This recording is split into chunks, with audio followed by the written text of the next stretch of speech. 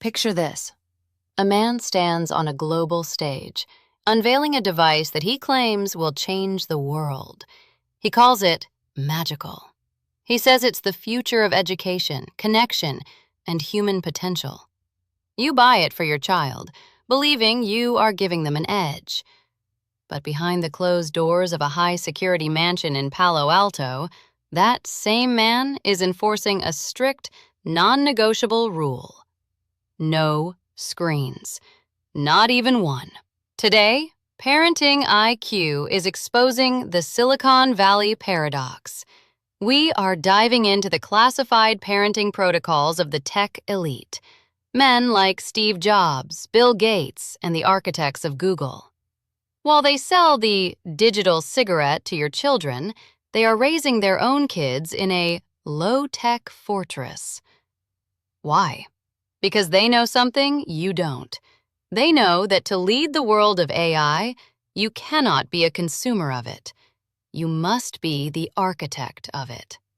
In the next 20 minutes, I will show you exactly how the top 1% are building the world's most powerful minds by going back to the basics. This is not a video about limiting iPad time. This is a disclosure of the elite cognitive blueprint.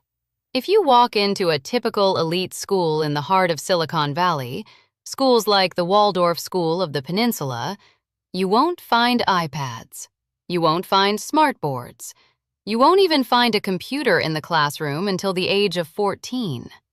Instead, you find the children of eBay, Apple, and Yahoo executives playing with wooden blocks. You find them knitting, gardening, and solving complex problems with pen and paper. To the average person, this looks old-fashioned. To a Silicon Valley executive, this is neural engineering. They understand that a screen-based education is passive learning. It creates a brain that can only follow instructions. But a physical-first education creates active intelligence. It builds the executive function, the ability to plan, focus, and lead that no algorithm can ever replace. The paradox is simple. The more tech you sell to the world, the less tech you allow in your home. They are raising architects, while the rest of the world is raising users. In 2010, a journalist from the New York Times asked Steve Jobs a simple question. "So, your kids must love the iPad." Jobs' response sent shockwaves through the industry. He said, "They haven't used it. We limit how much technology our kids use at home." This was the man who created the iPad.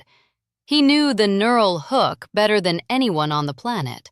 He understood that the device was designed to exploit the dopamine pathways of a developing brain. He knew that if his children became addicted to the flicker, they would lose the ability to think deeply. In the Jobs household, every evening was dedicated to the dinner table protocol. Long conversations about history, books, and ideas. No screens allowed. They were architecting cognitive endurance. While most children today have the attention span of a 15-second TikTok, the elite are training their children to hold a single thought for hours. That is the difference between a leader and a follower. Why is physical play more valuable than an educational app? It comes down to proprioception and synaptic density. When a child builds a tower with real wooden blocks, their brain has to calculate gravity, weight, balance, and spatial awareness in real time. This creates a massive neural explosion in the parietal lobe. A screen removes these variables. It gives the answer without the effort. When the brain doesn't have to work for the result, it performs neural pruning. It cuts away the connections it thinks it doesn't need. By giving your child an iPad to learn, you are actually telling their brain to shut down its most important problem-solving centers. The Silicon Valley elite are obsessed with BDNF, brain-derived neurotrophic factor. They know that physical movement and tactile problem-solving are the only ways to flood the brain with this miracle grow. They aren't being strict parents, they are being neural stewards. You might be thinking, it's too late. My child is already hooked. It is never too late. The brain is neuroplastic, but you must follow the Billionaire's reset. This is the protocol used by high-performance families to reclaim a child's mind from the digital void. Step 1.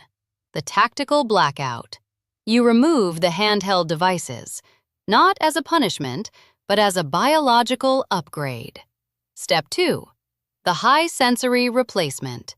You replace the digital dopamine with analog challenge, complex puzzles, physical building, and Friluftsliv, open-air life. Step 3. The intellectual engagement. You must become the primary source of information for your child. Not Google, not YouTube. You. The goal is to shift the child's brain from consumption mode back to creation mode. When a child realizes they can create something in the real world that is more rewarding than a digital like, the addiction breaks. We are living through a great bifurcation of the human race. On one side, we have a mass population that is becoming biologically dependent on algorithms, distracted, anxious, and easily manipulated. On the other side, we have the cognitive elite, a small percentage of people who are protecting their children's biological potential with the same ferocity that they protect their billions. The Silicon Valley paradox is a warning. It is a signal from the people who built the future. They are telling you, through their actions, that the most valuable technology in the world is not in your pocket. It is inside your child's skull. The data is clear. The paradox is disclosed. Now, you must choose.